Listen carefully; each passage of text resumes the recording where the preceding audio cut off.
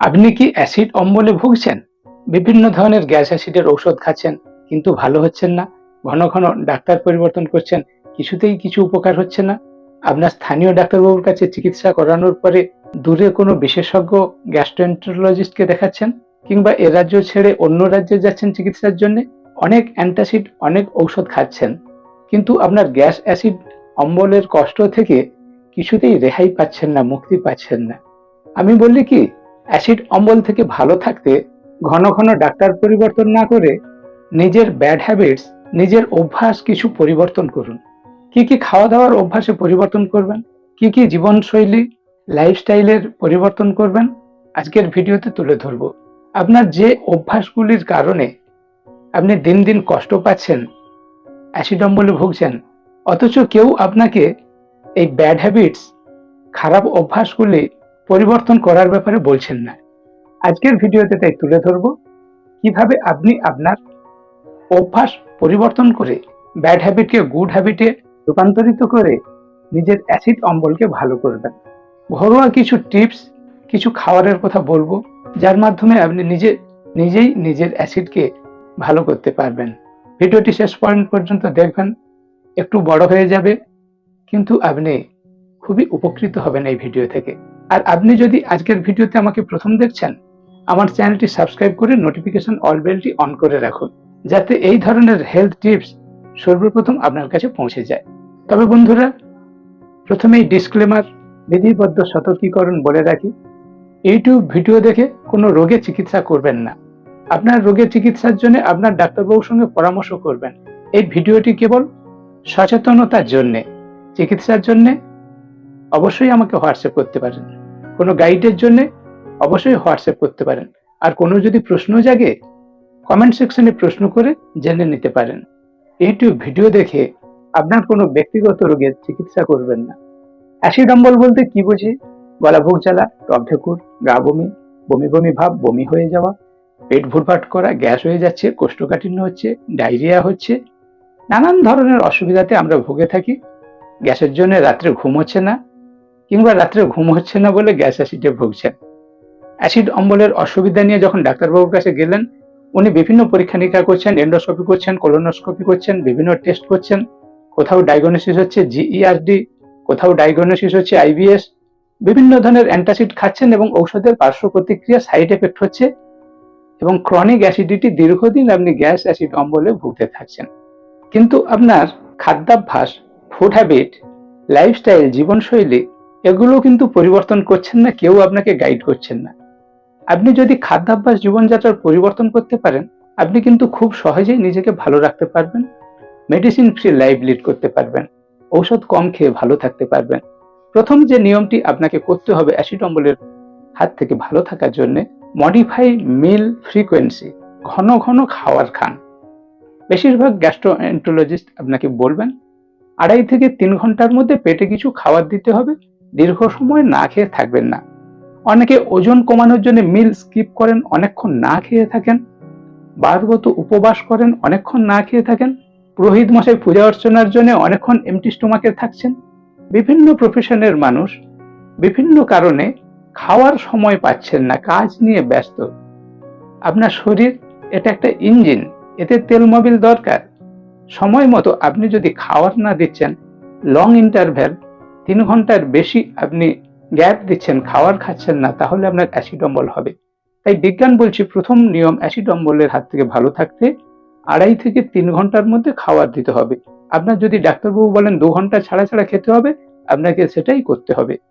2 নম্বর বলা হচ্ছে, খাবারের একটা নির্দিষ্ট সময় রাখুন। নির্দিষ্ট সময় আমরা অনেক সময় রাখতে পারি না, কিন্তু ইন্টারভ্যাল 2 থেকে 2.5 ঘন্টার মধ্যে যে খেতে হবে, এটা অবশ্যই মাথায় রাখবেন। তাহলে গ্যাস অ্যাসিড অম্বলের হাত থেকে অনেকটা ভালো থাকবেন। কিছু না কিছু অল্প একটু খেয়ে নিতে হবে। খেতে খেতে কথা বলবেন না, টিভি দেখবেন না, গল্প করবেন না, অন্যমনস্ক হবেন না।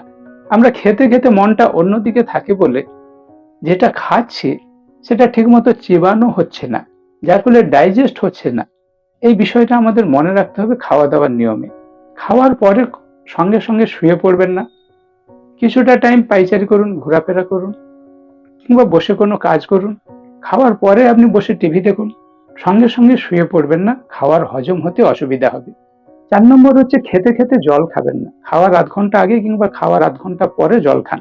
খেতে খেতে ভাত খাওয়ার সময়, লাঞ্চের সময় গ্লাসে জল রাখুন, চুমু দিন, গলা ভিজাতে পারেন, কিন্তু ভাত খেতে খেতে 1 গ্লাস জল খেয়ে নেবেন না।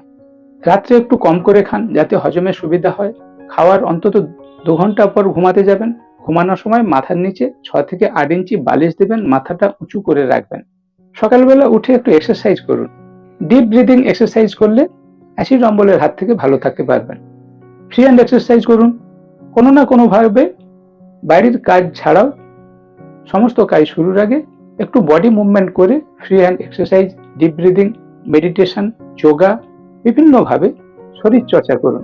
তাতে শারীরিক স্বাস্থ্য ভালো থাকার সঙ্গে সঙ্গে মানসিক স্বাস্থ্য, মেন্টাল হেলথ এদিক থেকেও ভালো থাকবেন, মানসিক প্রশান্তি পাবেন, স্ট্রেস ম্যানেজমেন্ট করতে পারবেন।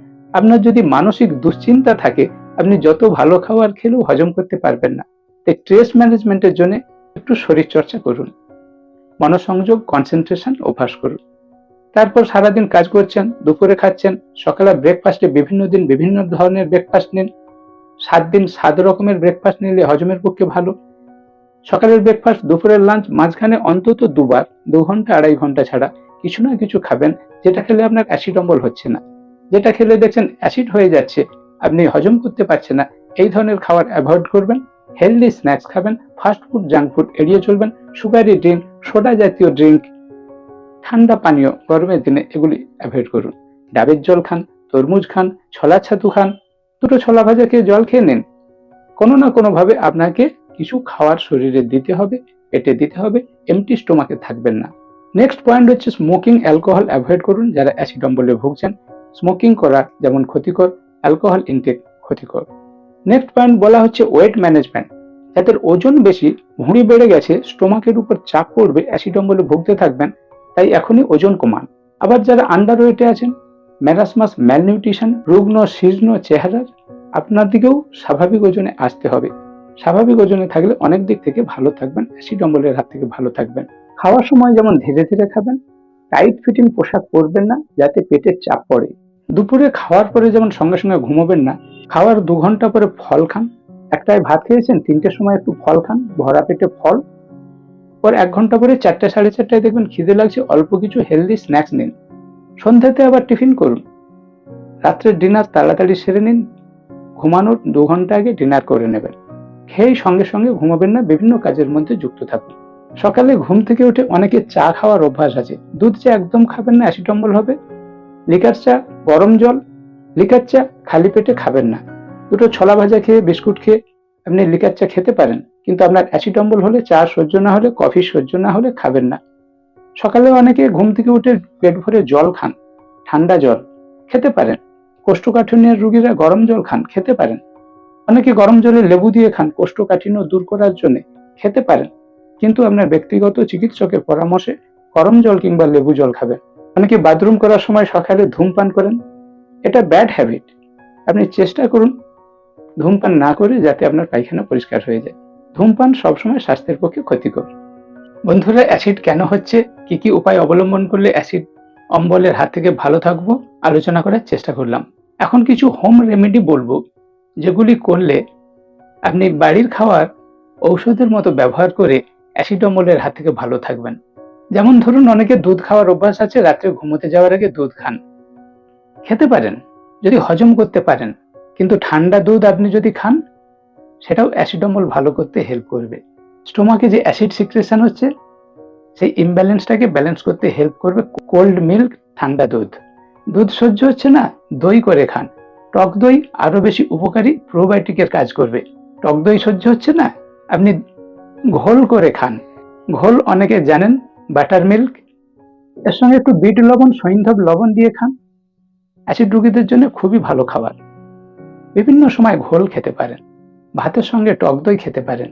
সকালে ব্রেকফাস্ট করেছেন, দুপুরে লাঞ্চ করবেন, মাঝখানে হেলদি স্ন্যাক্স, টক দই, ছোলা ছাতু শরবত করে খেয়ে নিতে পারেন। বেশি সময় লাগবে না, শরীরে খাওয়ার গেল, অ্যাসিড অম্বলের হাত থেকে ভালো থাকবেন। বিকেলেও খেতে পারেন টক দই। যাদের চা খাওয়া অভ্যাস আছে, আদা চা করে খান, লিকার চা করে খান, মিষ্টিবিহীন খান, অ্যাসিড অম্বল কিছুটা কমাবে। চায়ের মধ্যে অ্যান্টি অক্সিডেন্ট থাকে, অ্যাসিডের হাত থেকে আপনাকে রক্ষা করবে। আমরা অনেক সময় খাওয়ার পরে মুখশুদ্ধির মতো মৌরি খাই, ফানেল সিড।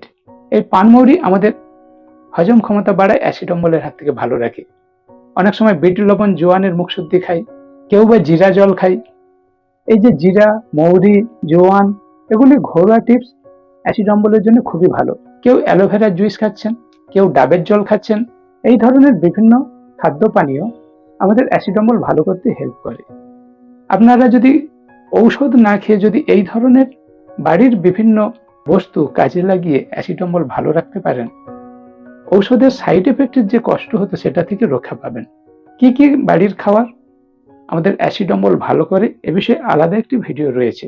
আমাকে হোয়াটসঅ্যাপ করবেন কিংবা কমেন্ট বক্সে কমেন্ট করবেন, এই ধরনের ভিডিও পেয়ে যাবেন। নিজের অ্যাসিড নিজেই ভালো করুন। ঘন ঘন ডাক্তার পরিবর্তন না করে নিজের অভ্যাসগুলি পরিবর্তন করুন, তাহলেই অ্যাসিড অম্বলের হাত থেকে নিজেকে ভালো রাখতে পারবেন। ভিডিওটি কেমন লাগলো অবশ্যই কমেন্ট করে জানাবেন।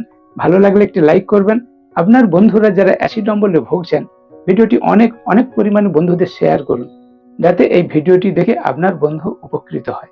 আর আপনি যদি আমার চ্যানেলে সর্বপ্রথম আমাকে দেখছেন, অবশ্যই চ্যানেলটি সাবস্ক্রাইব করে নোটিফিকেশন অল বেলটি অন রাখবেন, যাতে এই ধরনের হেলথ টিপস, স্বাস্থ্য সচেতনতামূলক ভিডিও সর্বপ্রথম আপনার কাছে পৌঁছে যায়। Stay safe, stay healthy. দেখা হচ্ছে নেক্সট ভিডিওতে। বাড়ির কি কি খাবার ঔষধের মতো ব্যবহার করলে আপনি অ্যাসিডের জন্য ঔষধ না খেয়ে ভালো থাকতে পারবেন।